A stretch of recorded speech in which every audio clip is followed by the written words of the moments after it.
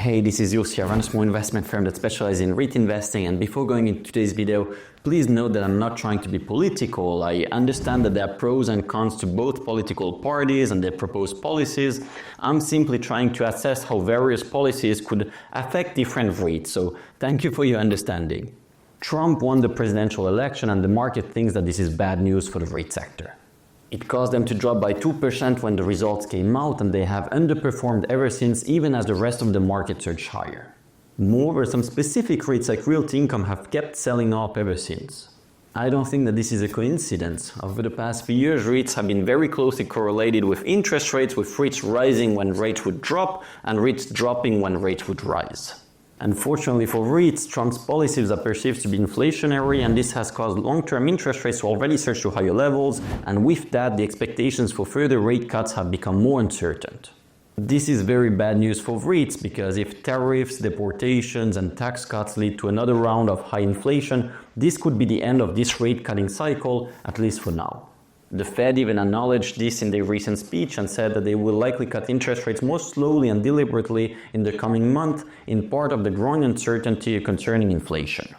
The debt market is now pricing a 25 basis point cut on December 18th and a pause thereafter, but just a few months ago it was pricing many more rate cuts in early 2025. Again, there's no need to sugarcoat this. It is very bad news for REITs because rate cuts are clearly beneficial to them and the outlook for further rate cuts has now become less certain. But there is a silver lining in all of this in that, yes, it could hurt the market sentiment of some REITs in the near term, but it would likely also accelerate rent growth, which would benefit their long-term performance. Investors need to remember that REITs are real estate investments and few assets benefit more from inflation than real estate. It increases the replacement cost of the properties, it makes new development projects less feasible, and ultimately it allows landlords to charge higher rents. This is well reflected in the strong historic performance of REITs during times of high and rising inflation. REITs still performed poorly in 2022 and 2023 despite the high inflation, but that's because interest rates surged at an unprecedented pace and this overshadowed the benefits of high inflation. But now that interest rates are already relatively high, we would not expect another similar unprecedented surge in interest rates. Rather, we would expect stagnating interest rates with potentially rising inflation, which wouldn't be a particularly bad scenario for most REITs. It would benefit some while hurting others. Those REITs with low leverage, owning properties with relatively short leases and enjoying high demand would be able to push significant rate hikes, and so they will benefit. Good examples here will be industrial REITs in my opinion. Rising inflation coupled with persistently higher interest rates would reduce future supply even as the demand growth would accelerate as tariffs lead to even more onshoring. Lately, we've been buying more shares of Rexford Industrial at higher landlord because it missed out on the recent rally and remains historically cheap despite enjoying very attractive long-term growth prospects. Its leverage is very low at 20%, so even if we don't get more rate cuts, it won't be significantly affected, and the demand for its last-mile distribution centers in Southern California will greatly benefit from the growing trend of onshoring.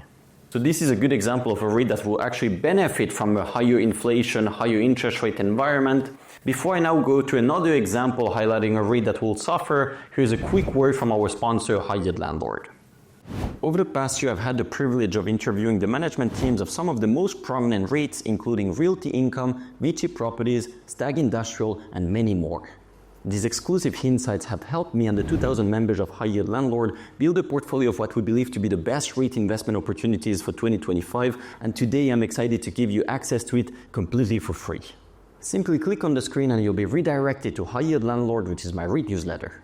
Sign up for the free trial and you'll instantly unlock access to my personal REIT portfolio, all my top picks for 2025, and much more, all free for 14 days.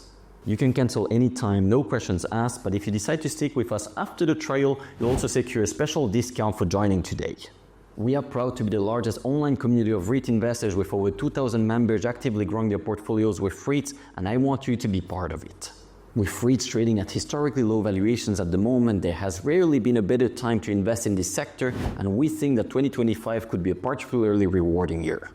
Join us today completely risk-free and see why our members have rated us 4.9 out of 5 from over 500 reviews. I can't wait to welcome you inside. Okay, back to the video. Now we're going to highlight a REIT that we think would suffer from this environment, and an example here would be Alpine Income Property Trust, ticker symbol PINE. We think that it will suffer because its net lease properties only offer limited protection against inflation due to their long leases and fixed rent hikes.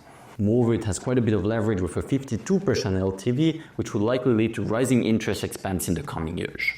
So this REIT clearly wouldn't benefit from rising inflation, especially if it leads to higher interest rates. So all of this to say that now is a good time to reposition your portfolio for the changing environment.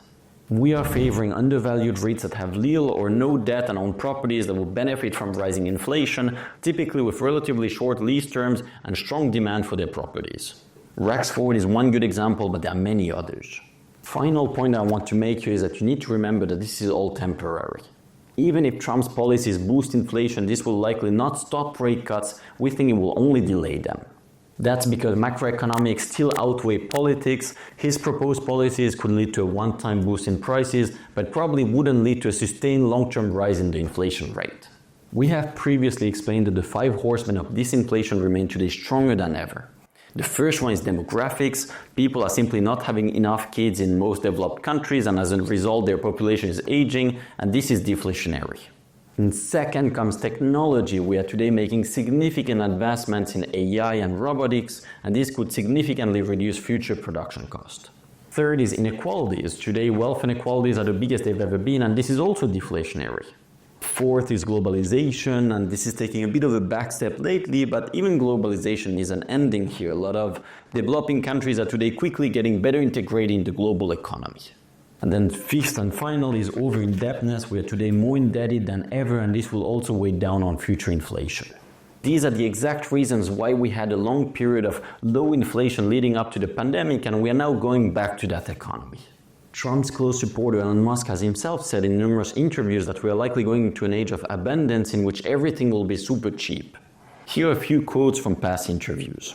With automation there will be abundance, almost everything will be very cheap. On the bright side, heading into an age of abundance, it won't be a case of universal basic income, but a case of universal high income, the most likely outcome. There will come a point where no job is needed. You can have a job if you want personal satisfaction, but the AI will be able to do it all. And if in fact everything becomes super cheap as Elon Musk is predicting, then that will be the opposite of inflation. And if you now think of it, a lot of products have already experienced this over the years thanks to the advancements in technology. Today, as an example, you can buy a huge flat screen TV for a very reasonable price, but a similar sized TV with weaker technology will have cost you far more a few decades ago. If AI and robotics help us achieve similar results for far more goods, then inflation could turn into deflation, and interest rate would surely reflect that. I'm not saying that this will happen, but I'm simply pointing out that there are strong deflationary forces that have kept inflation at low levels for a long time, and I think that we're going back to that. The pandemic led to a temporary surge in inflation due to the one-time stimulus, supply chain issues, and distorted consumer behavior. Now Trump's policies could lead to a similar temporary surge in inflation, but it wouldn't change the long-term trajectory of interest rates, which is lower in my opinion. Therefore, while I view this growing uncertainty as very bad news for the REIT sector, I still plan to keep accumulating shares of heavily discounted REITs because I expect this to result in strong returns down the line. But being selective for this changing environment is key, of course. Today there are over 1,000 REITs worldwide, yet we only hold 23 REITs in our core portfolio at High End Landlord, and you can access this entire portfolio for free today for a 2-week free trial. It will be the first link in the description of this video. Otherwise, if you thought that this video was informative, please click the like button. That helps me a lot to keep on growing. Thanks so much in advance. See you at my next one. Bye-bye.